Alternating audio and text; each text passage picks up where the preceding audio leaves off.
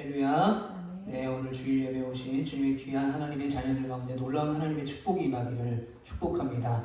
말씀에는 생명과 능력이 있습니다. 오늘 선포되어지는 이 귀한 말씀을 우리가 아멘으로 화답하고 살아가기를 결단할 때 그 생명과 능력이 우리의 삶 가운데 넘칠 줄 믿습니다.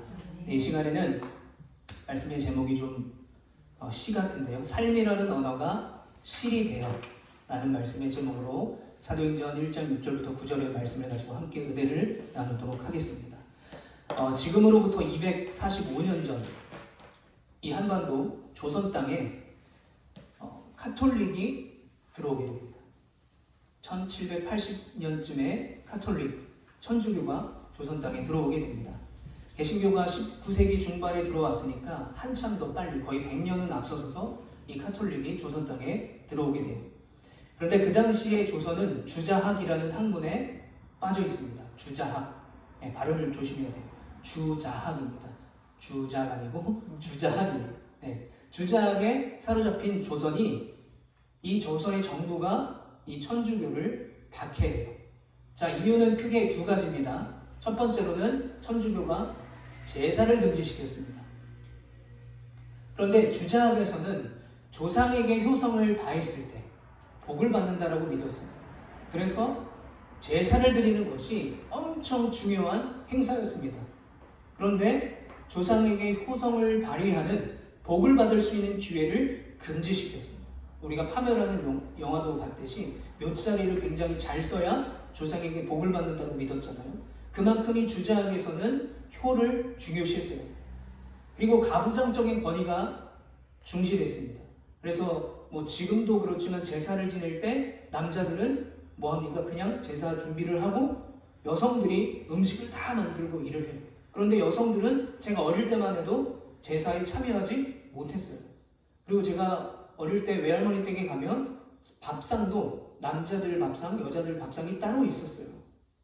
그만큼 그런 가부장적인 권위, 또 조상에 대한 효성을 강조했는데 제사를 금지시키니까 박해하기 시작했습니다.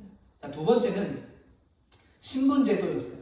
이 당시에 조선은요, 양반, 중인, 평민, 그리고 천민, 마지막에는 신분을 전혀 알 수 없는 아주 천박한 사람들의 계급으로 이루어져 있습니다. 그런데 이 천주교에서 가르친 건 뭐냐면 만민이 평등하다는 거였어요. 예배당에 갔습니다. 그런데 내가 부리던 종이 같은 예배당, 같은 장소에서 예배를 드리는 거예요. 이게 그들에게는 정말 받아들이기 어려운 상황이었어요.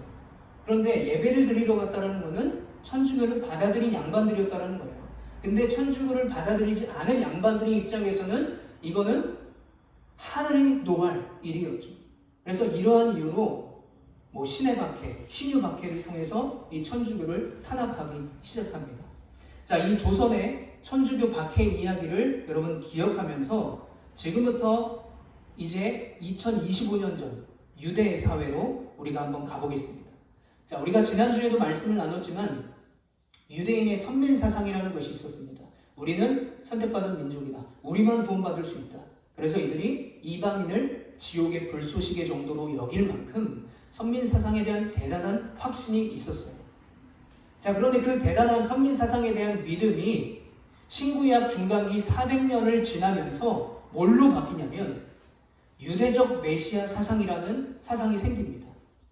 즉 이들은 신구약 중간기 400년 동안 구약에 예언된 메시아가 누구인가에 집중하기 시작했어요.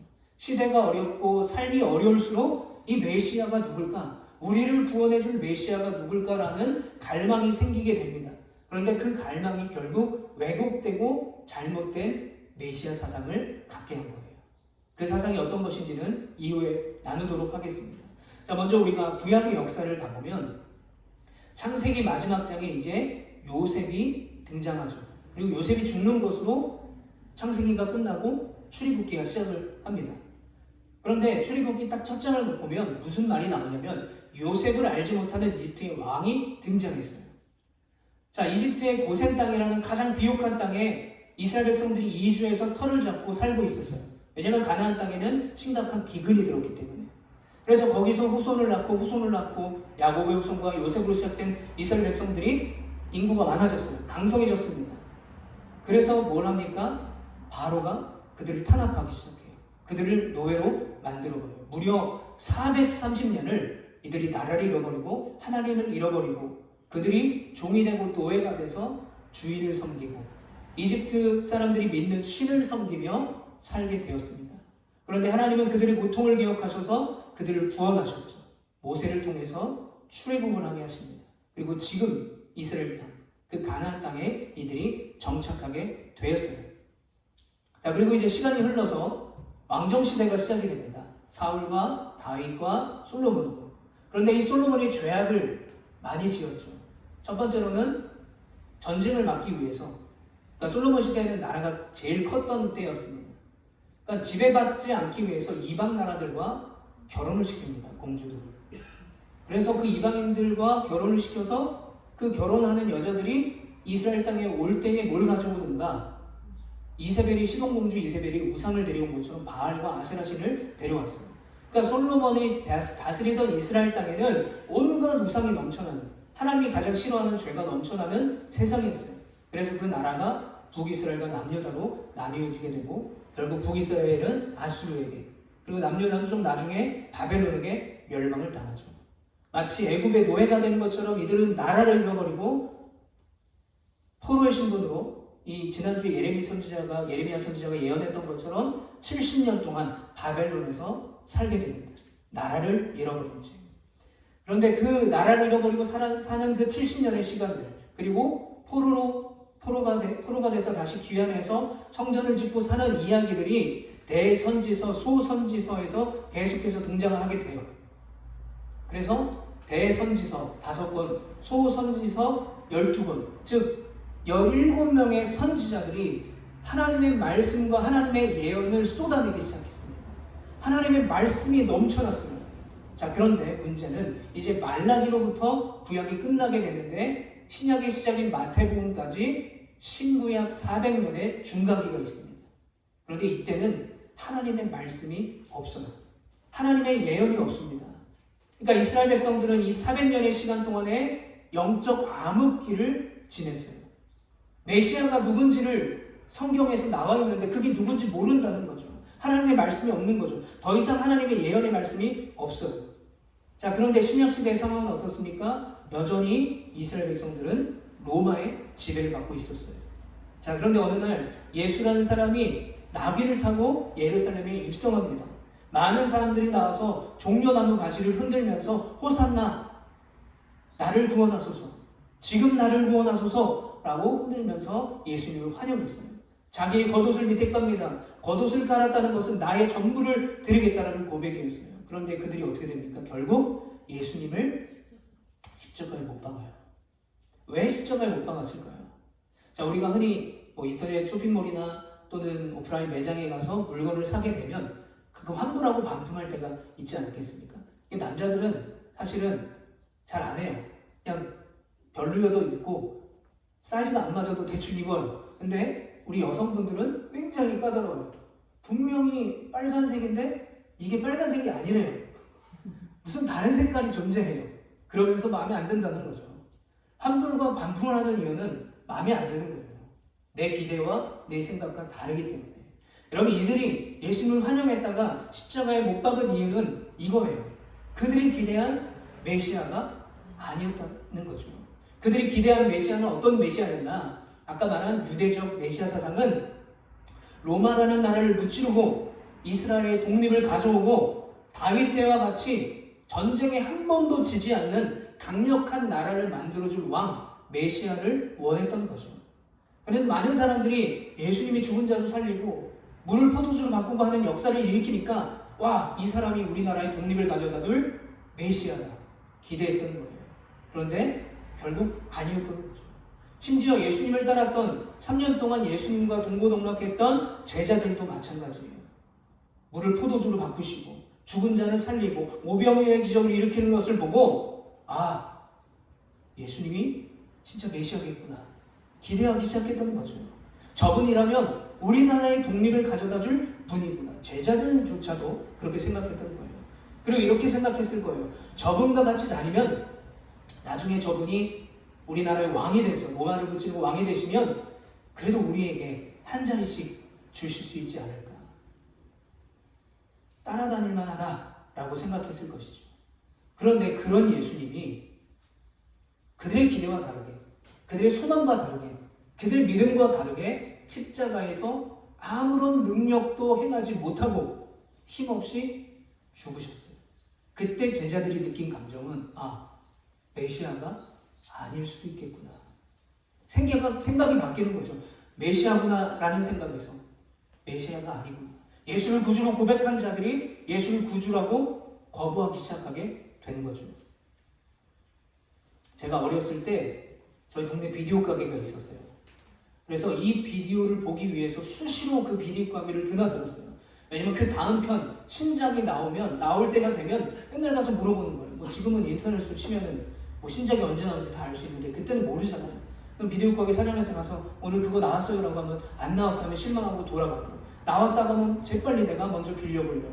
그게 바로 지구방위 대 후레시맨이었어요. 근데 제가 그 당시에 이 후레시맨이라는 비디오 시리즈를 다 봤는데 굉장히 충격을 받아서 어린 마음에 한참 울었던 기억이 있어요. 뭐냐면 지금은 제가 기억이 제대로 나지 않는데 6화인가 8화인가 모르겠어요. 몇 화인지 모르겠는데 이 후레시맨이 악당에게 졌어요. 로봇으로 변신했는데 졌어요. 어린 마음에 이런 생각이 들었죠. 어떻게 후레시맨이 질 수가 있지? 합체했는데 로봇이 됐는데 저기 보시는 저 미사일, 저게 이제 최종 필살기인데 저것도 쏘지 못하고 어떻게 악당에게 질 수가 있지? 이제 후레시맨들은 어떻게 해야 되는 거지? 눈물이 나오는 거예요. 화가 나는 거예요. 여러분, 제자들이 예수님의 십자가를 보았을 때 어떤 감정을 느꼈을까요? 3년 동안 같이 했던 예수님이 십자가에 달려 죽으신 걸 보고 슬픈 감정이 있었겠죠. 그런데 그들이 십자가를 보았을 때 느꼈던 감정은 바로 제가 후레시맨이 악당에게 졌을 때 아마 그런 감정을 느꼈을 거예요. 죽은 자를 살렸고 물을 포도주로 바꾸고 오병이어의 기적을 일으켰던 그 예수님이 도대체 왜 그 능력이 많았던 예수님이 왜 저렇게 힘없이 초라하고 비참하게 십자가에서 아무것도 하지 못하고 죽으시지? 아마 제자들은 현실을 부정하고 싶었을 거예요. 그러나 이내 그들은 현실을 직시하기 시작합니다. 제자들이 현실을 직시하고 그들에게 몰려온 감정은 세 글자예요. 바로 두려움이었어요. 두려움이 몰리기 시작했던 거죠. 두 가지입니다. 이제 우리는 뭘 하며 살아야 되는가? 우리가 3년 동안 예수님을 쫓아다녔는데 예수님이 이제 없는 거예요. 뭘 해야 되는가? 두 번째, 사람들이 우리를 죽이면 어떡하지? 예수를 믿었다는 이유로 우리를 죽이면 어떡하지? 이 두 가지 두려움이 몰려오기 시작하는 거죠. 그래서 그들이 선택한 건 뭡니까? 예수님을 부인하는 거였어요. 예수님을 구주로 믿기를 포기하는 거였어요. 예수님을 메시아로 믿기를 포기했던 거죠.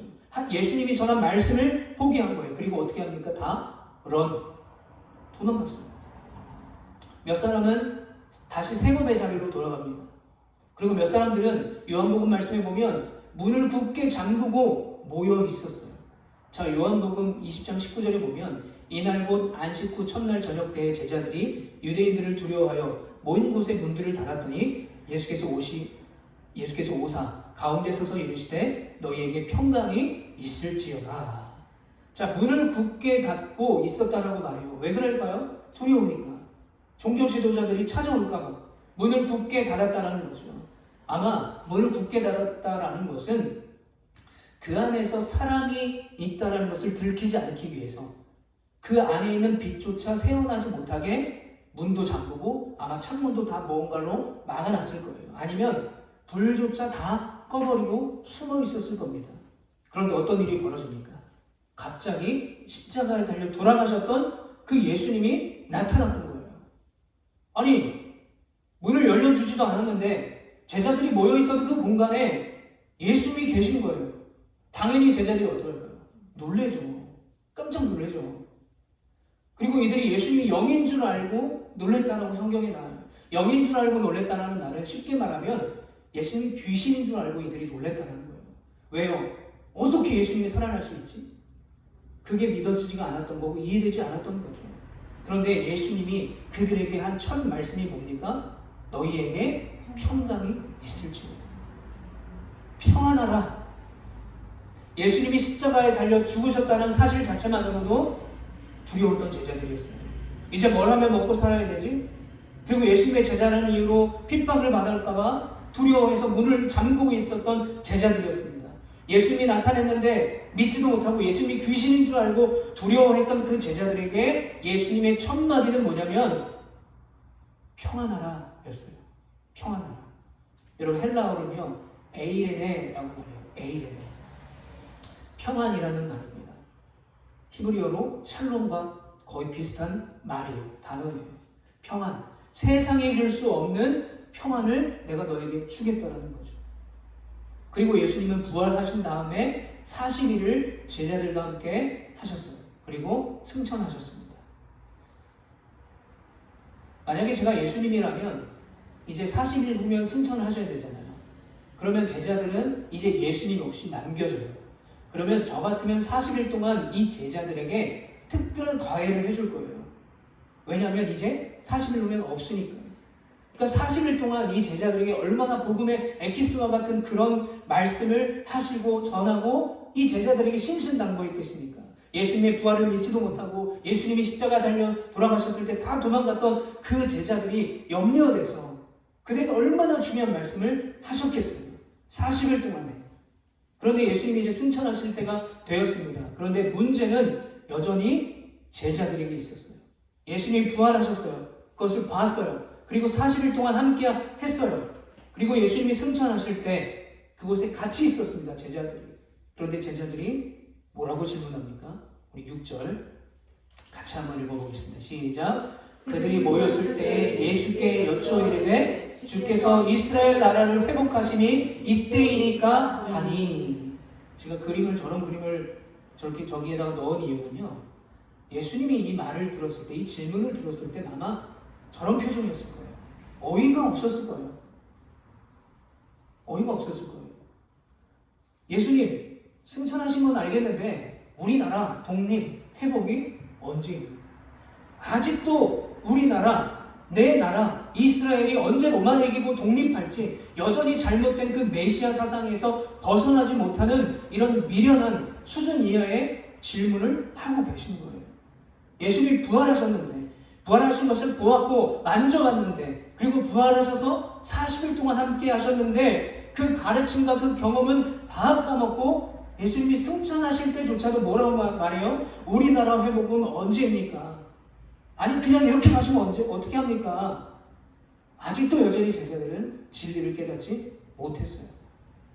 그래서 예수님도 7절에 보면 그때와 시기는 하나님만 아신다. 너희가 알 바 아니다. 굉장히 정중하게 얘기했지만 너희 관심은 거기 있으면 안 돼. 니들이 거기에 신경 쓸 상황이 아니야. 니들이 알 바가 아니라니까? 라고 얘기하셨을 거예요. 그 왜 너희가 신경을 써? 왜 아직도 그거에 관심이 있어?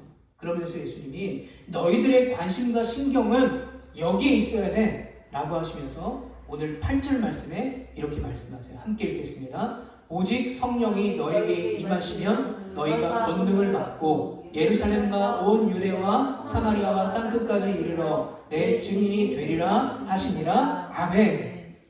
야, 너희들이 너희 나라 독립과 이스라엘 나라의 회복을 걱정할 게 아니라 너희는 이것을 신경 써야 돼. 이 약속을 기다려야 돼. 그게 뭐예요? 성령이 너희에게 임하시면 뭐예요? 성령을 받아야 된다라고 말씀하고 있어요. 그런데 성령을 받아야 된다라는 이 말씀은요, 예수님이 승천하실 때 했던 것이 처음이 아니었어요. 예수님이 아까 부활하셔서 제자들에게 나타나셨을 때 평강이 있을지어다 라고 말씀하셨을 때 그 이후에 뭐라고 말씀하셨냐면 요한복음 20장 21절 22절에 보면 예수께서 또 이르신 너희에게 평강이 있을지어다. 아버지께서 나를 보내신 것 같이 나도 너희를 보내노라. 이 말씀을 하시고 그들을 향하사 숨을 내쉬며 이르시되 성령을 받으라. 이미 이때 제자들에게 성령을 받아야 된다고 말씀하셨습니다. 내가 이제 나는 이제 승천할 거고 나 대신 너희를 세상에 보낼 건데 너희는 성령을 꼭 받아야 돼. 그런데 아마 이때 제자들은요, 예수님이 다시 살아나셨다는 사실이 기쁘기도 하고 또 귀신인 줄 알고 놀랍기도 하고 그래서 성령을 받으라 라는 말씀이 아마 제대로 들리지 않았을 거예요. 그러니까 기억하지 못하고 잊어버렸을 거예요. 그래서 다시 예수님이 오늘 8절에 뭐라고 말해요? 오직 성령이 너에게 임하시면 성령을 받으라 라고 말씀하세요. 왜 반복하고 계십니까? 왜 강조하고 계세요? 이게 정말 중요한 것이기 때문에.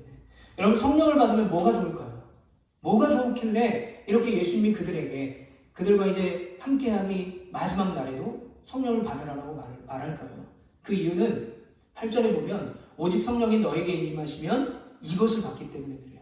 뭐예요? 권능이에요. 권능을 헬라어로 하면 디나미스라고 합니다. 이 디나미스라는 말을 힘, 역량, 능력을 말하는 거예요. 성령이 우리에게 임하면 우리가 능력을 받는구나 라고 제자들이 이해했을 거예요. 그러면서 이렇게 생각했을지도 모르겠어요. 예수님 대신에 우리를 보낸다고 하시고 힘을 주신다고 하고 능력을 주신다고 하니까 혹시 우리를 통해서 이스라엘의 독립을 하게 하시는 건가? 그 권능을 주셔서 우리가 로마를 무찌르고 이스라엘을 회복시킬 수 있을 것인가? 라고 대단한 착각을 했던 거예요. 그런데 예수님이 말씀하신 너희가 성령을 받으면 권능을 받는데 라고 말했던 그 권능은 그런 권능이 아니었어요. 그런 힘과 그런 역량이 아니었습니다. 그것을 어떻게 알 수 있냐면 그 뒤에 단어를 보게 되면, 그 뒤에 문장을 보게 되면 알 수 있는데, 오직 성령이 너에게 임하시면 너희가 권능을 받고 부자가 될 거야. 너희가 권능을 받고 이스라엘을 독립시킬 거야. 너희가 권능을 받고 잘 살게 될 거야 라고 하지 않았죠. 너희가 권능을 받고 뭐라고 말해요? 내 증인이 됩니다. 한번 따라해 보겠습니다. 내 증인이 된다. 내 증인이 되라. 증인이 된다라고 말해요. 성령을 받아서 권능을 받으면 증인이 된다. 제가 얼마 전에 이 김창옥 쇼 3를 잠깐 봤습니다. 잠깐 봤는데 여기에 인간이 4가지 언어를 사용한대요. 첫 번째로는 잔소리. 이 잔소리는 어떤 의미냐면 다 맞는 말이에요. 그런데 듣기 싫은 말. 들으면 기분 나쁜 것이 잔소리래요. 자, 두 번째는 데이터의 언어라는 게 있는데 이건 뭐냐면 감정 없는 정보만 전달하는 겁니다. 그리고 감수성의 언어가 있어요. 이건 감미로운 말이에요. 예를 들어보면 여보, 오늘 당신이랑 여기 오니까 너무 좋아. 기분도 너무 좋고 다시 막 힘이 나는 것 같아. 다 당신 덕분이야. 당신이 최고야. 야, 당신밖에 없어. 라는 말들. 네, 이런 말들이에요. 자, 그런데 4번째 언어가 있는데 이거는 영혼의 언어라고 한대요. 이거는 말 대신에 반복된 행동으로 표현되어지는 언어인데요. 실제로 이 김창옥 쇼에 나온 어떤 부부의 사례였는데 어떤 남편이 있는데 이 남편이 아내에게 뭐 고맙다, 잘 먹었다, 감사하다, 뭐 당신이 최고다 라는 이런 감수성의 언어를 아예 안 한다는 거예요. 그러니까 아내는 당연히 여자니까 기대하겠죠. 그런데 그런 말을 안 한대요. 그런데 뭘 해주면 이 남편이 반복해서 하는 행동이 뭐냐면 바로 설거지예요. 설거지. 그러니까 아내 입장에서는 잘 먹었어, 고마워, 당신 덕분이야 라는 그런 감수성의 언어를 듣고 싶은데 이 남자는 그런 말을 못하는 거예요. 성격 자체가. 그래서 뭘 해요? 영혼의 언어를 사용해요. 가서 바로 설거지를 하는 거예요. 심지어는 아내가 아직 먹고 있는데 자기 먹고 있는 걸 가져가서 설거지를 하기 시작한다는 거예요. 뭐예요? 잘 먹었다, 고맙다라는 말을 설거지로 표현하는 거죠. 감수성의 언어가 어색한 사람들이 있습니다. 그 어색한 사람들은 고맙다, 사랑한다라는 말보다 영혼의 언어, 어떤 행동으로 표현을 한다고 합니다. 그런데 그게 감사하지 않아서가 아니라 표현이 서툴러서 그렇다는 거죠. 자, 근데 제일 좋은 언어가 있대요. 그게 뭐냐면 감수성의 언어와 함께 영혼의 언어를 사용하는 거예요. 자, 예를 들어 본다면 여보, 오늘 밥 진짜 맛있었어. 어떻게 이렇게 요리를 잘해? 야, 백종원 씨 은퇴해도 되겠어. 그래서 오늘은 내가 설거지 다 할게. 그리고 내가 가서 커피도 사오고 디저트도 사올게 라는 거죠. 말도 하고 행동도 하는, 이게 감수성의 언어와 영혼의 언어를 함께 쓰는 게 제일 좋다는 거죠. 자, 예수님의 제자들이 성령을 받고 권능을 받아 증인이 됐다라는 것, 이거랑 도대체 뭔 상관일까 하실 수 있을 거예요. 그런데 제가 이 부분을 그동안에 자주 설교하고 연구하면서 또 이 김창옥 쇼를 보면서 느낀 게 있어요. 이런 생각이 들었어요. 제자들에게는요 3단 변신이 있었습니다. 3단 변신. 첫 번째는요, 예수님을 처음 만나고 그물을 버리고 아버지를 버리고 예수님을 따랐던 공생의 기간. 이때를 저는 기적과 표적의 시간이라고 말하고 싶어요. 왜냐하면 그동안 예수님의 제자들이 예수님을 따라가면서 온갖 기적과 표적을 보았기 때문이죠. 자, 두 번째 변신은 예수님께서 십자가에 죽으시고 부활하셔서 제자들에게 나타나시고 승천하신 기간. 우리가 오늘 말씀에 나눴던 시간이죠. 이때를 저는 부활의 시간이라고 말하고 싶습니다. 자, 세 번째, 최종 변신 되었을 때는 예수님이 승천하시고 그들을 기다린 성령이 임했을 때, 그때가 제자들이 최종적으로 3단 변신을 했어요. 지금까지 우리는 이 성령의 시간을 살아가고 있습니다. 자, 이런 단계를 거쳐서 제자들이 변화되기 시작해요. 이제 제자들은 성령을 받은 후부터 영혼의 언어를 사용하기 시작한 거예요. 즉 그들이 하나님 예수님께 들은 말씀을 기억하고 그 말과 함께 행동으로 믿음을 증거하기 시작했다는 거예요. 예수님의 말씀을 들었는데 예수님이 십자가에 달려 돌아갔을 때 다 도망간 게 아니라, 예수님의 말씀을 그렇게 들었는데 잘못된 메시아 사상을 여전히 갖고 있는 것이 아니라 그들의 말과 믿음이 행동으로 나타나기 시작했어요. 잘못된 메시아 사상을 내려놓고 내가 죽을까봐, 내가 뭘 먹고 살아야지라는 두려움까지 다 내려놓고 그들이 목숨을 걸고 복음을 전하기 시작했어요. 뭘 받았기 때문에? 바로 성령 충만함을 받았기 때문에. 바로 성령 충만함을 받았을 때의 제자들이 그제서야 진짜 제자들이 된 거예요. 진짜 복음의 증인이 된 것입니다. 여러분, 이 증인이라는 말을 헬라어로 마르티스라고 합니다. 마르티스. 여러분, 증인을 세울 때 어떤 사람을 세울까요? 직접 눈으로 본 사람, 그리고 경험한 사람. 예. 그리고 한 가지 더, 증인이 제일 먼저 증인의 석에 서서 증언을 하기 전에 하는 행동이 있어요. 선서죠. 선서. 위증을 하지 않겠다라는 선서예요. 그러니까 증인은 눈으로 본 사람, 경험한 사람, 그리고 들은 대로, 본 대로, 경험한 대로 거짓말로 얘기하지 않는 사람이 증인입니다. 여러분, 제자들이 바로 그런 증인들이었어요. 예수님을 만났어요. 같이 밥도 먹고 잠도 자고 복음을 전하고 예수님의 죽으심과 부활을 보고 승천도 보고 마지막으로 성령의 충만함도 다 받았던 그런 사람들이었어요. 이런 증인이 없었죠. 제자들이 바로 그런 증인이었어요. 그럼 제자들이 어떻게 살아야 돼요? 내가 본 대로, 들은 대로, 경험한 대로 거짓 없이 전해야 되는 거죠. 자, 그런데 한 가지 우리가 꼭 기억해야 될 이 증인이라는 마르티스 원어에 또 다른 의미가 있어요. 그건 바로 순교자라는 의미를 가지고 있습니다. 증인은 곧 순교자라는 거예요. 즉 복음은요, 말로 하는 것이 아니라는 것입니다. 복음은 들은 대로, 경험한 대로, 본 대로 전하는 거예요. 행동하는 거예요. 그래서 우리가 사도행전을 영어로 뭐라고 말하냐면 액츠라고 말해요. 증인의 삶입니다. 여러분, 제자들이요, 성령 충만 받고 복음을 전하기 시작했어요. 사도 요한 빼고 나머지 모든 제자들은 복음을 전하다가 다 순교합니다. 사도 요한도 기름솥에 들어갔었어요. 그런데 죽지 않아서 반모섬에 유배가 된 거예요. 그래서 그곳에서 환상을 보고 요한계시록을 썼죠. 바로 예수님께서 말씀하신 그 성령이 임할 때에 받는 권능이란 이런 의미라는 거예요. 예수를 믿으면 부자가 되고 건강해지고 좋은 대학에 가고 좋은 직장에 들어가고 세상에 잘 나가는 것, 인생이 잘 풀리는 것이 성령을 받아서 우리가 누릴 수 있는 권능이 아니라는 거예요. 제자들이 승천하신 예수님 대신에 로마를 무찌르고 이스라엘의 독립을 가져오는 것이 권능이 아니었어요. 그럼 뭐가 진짜 권능입니까?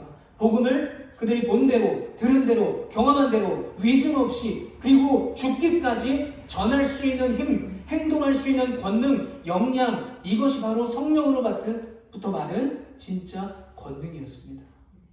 그것을 제자들이 받았던 거예요. 이제 말씀을 마무리하겠습니다. 노벨문학상을 받은 한강 작가가 이런 이야기를 했습니다. 제가 설교 제목을 짓는데 많은 영향을 받았는데 거의 똑같죠. 우리 언어는 우리를 잇는 실이다 라고 말했어요. 그러면서 문학이라는 언어를 통해서 세계의 연결의 힘을 보여줬다라고 한강 작가가 이야기를 했습니다. 여러분, 한강 작가의 작품이 뭐 사상이나 5.18이나 이런 우리나라의 어떤 시대상의 비극을 담은 이야기, 소설이잖아요. 그런데 전 세계 사람들이 이 소설에 공감하고 극찬할 수 있는 이유가 뭘까요? 살아온 문화가 다르고 태어난 환경이 다른데 사상을 이해하고 5.18을 이해할 수 있는 이유가 뭘까요? 문학이라는 언어가 실이 돼서 그들에게 연결되었기 때문에 그래요. 그게 실이 돼서 그들의 감정을 건드리고 그들의 공감을 만들어냈기 때문이에요. 여러분, 우리가 성령의 시대를 살아가는 우리는요, 그리스도인으로 어떻게 살아가야 하겠습니까?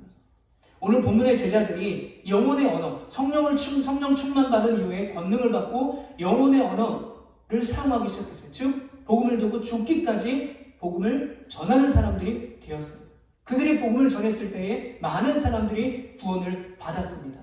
마찬가지예요. 우리도 그런 복음의 실과 통로가 되어야 된다는 것으로 믿으시길 바랍니다. 여러분, 그것이 바로 성도의 권능이고요. 그리스도인의 힘과 능력이라는 것입니다. 내가 복음을 전할 수 있는 것, 내가 복음을 전해서 누군가의 영혼을 바꿔놓는 것, 영혼의 주인을 바꿔놓는 것, 바로 그것이 우리가 가진 힘과 능력이에요. 여러분, 성령 충만은요, 막 방언을 하는 것, 뭐 예언을 하는 것, 이게 성령 충만함이 아니에요. 그건 성령 충만함의 모습이죠. 그리고 나 성령 받았다? 성령 받으니까 너무 좋아 라는 어떤 감수성의 언어만으로 그치는 것이 아니에요. 성도의 삶의 예배와 변화된 성도의 삶과 인격을 보여주는 삶으로 살아내는 것, 행동하는 것, 바로 그 영혼의 언어로 표현되어지는 것이 바로 우리의 삶, 성령 충만한 삶이라는 것을 여러분 기억하시길 바라요. 이것이 우리의 힘이고 권능이고 능력임을 믿습니다. 그런데 여러분, 요즘 왜 교회가 능력을 잃어갑니까? 말만 있기 때문에 그래요. 행동이 없는 거죠. 행함이 없는 거죠. 난 액팅, 행동하지 않는 거예요. 차도 행전, 액츠. 왜요? 그들의 말씀을 듣고 복음을 죽기까지 전하기 위해 행동했어요. 행동이 없는 거죠. 행함이 없는 거죠. 여러분, 성령 충만한 초대교회의 베드로의 설교를 통해서 3,000명이 회개하고 세례를 받았어요. 아니, 베드로가 어떤 사람이길래, 얼마나 대단한 사람이길래 그 복음이 전무하던 그 시대에, 초대교회가 이제 막 시작한 그 시대에 어떻게 3,000명이나 회개하고 세례를 받을 수 있었을까? 베드로가 말을 잘해서 그랬을까요? 바울이었으면 몰라요. 바울이었으면 뭐 헬라어, 히브리어, 뭐 로마, 뭐 라틴어 능통했죠. 그리고 공부를 많이 한 사람이기 때문에 고급진 단어를 사용하면서 사람들의 마음을 흘렸을지도 몰라요. 그런데 베드로는 그런 사람이 아니었어요. 성격도 급하죠. 고학력자도 아니에요. 가장 이스라엘 사람들이 선택하기 쉬운 직업인 어부였어요. 그럼 비결이 도대체 뭐냐라는 거예요. 어떻게 그 복음의 불모지에서 3,000명이나 회개하고 예수님께 돌아오는 역사가 일어났을까? 그것이 사도행전 2장 43절부터 47절에 잘 나타나는데, 47절 말씀 우리 한번 같이 읽어보겠습니다. 하나님을 찬미하며 또 온 백성에게 칭송을 받으니 주께서 구원받는 사람을 날마다 더하게 하시니라. 아멘. 베드로가 설교를 했더니 3,000명이 회개하고 구원받았어요. 그런데 그 이후에 어떤 일이 벌어지느냐? 온 백성에게 칭송을 받았대요. 하나님을 믿지 않는, 복음을 믿지 않는 사람들이 이들을 칭찬하는 것이죠. 그리고 날마다 구원을 받는 사람들이 더 늘어났다는 거예요. 부흥이 됐다라는 것이죠. 그런데 43절에 보면 사도들로 말미암아 기사와 표적이 많이 나타났다고 말해요. 여러분, 기사와 표적을 통해서 많은 사람들이 복음에 관심을 갖기 시작했던 거예요. 우와, 놀라워. 우와, 어떻게 저런 일이 벌어지지? 그런데 여러분, 복음은요, 관심으로 끝나서는 안 돼요. 복음은 믿어야 되는 거죠.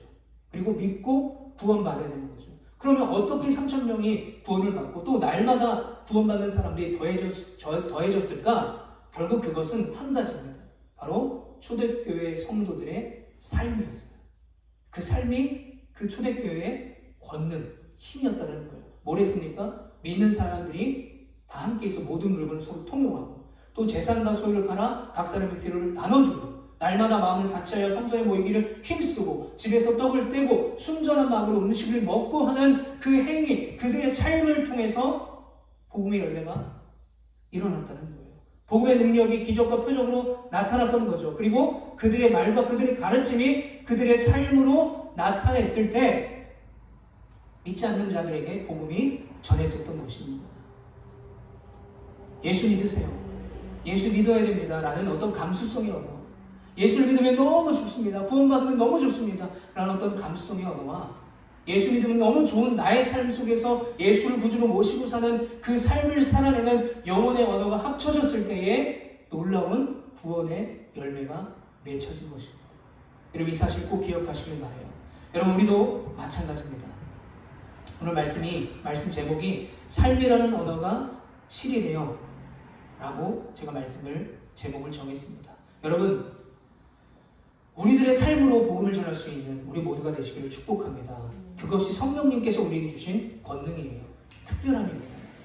우리의 삶이라는 언어가 실이 돼서 잃어버린 자들에게 복음이 전해질 때에 초대교회 역사에 일어났던 그 놀라운 부흥의 역사가 우리의 가정 가운데, 또 우리 자녀 가운데, 우리 일터 가운데, 또 우리 교회 가운데, 또 우리 나라 가운데 일어나기를 간절히 축복합니다. 그 놀라운 일들이 바로 저와 여러분들을 통해서 일어나고 우리가 그렇게 귀하게 쓰임받기를 간절히 축복합니다.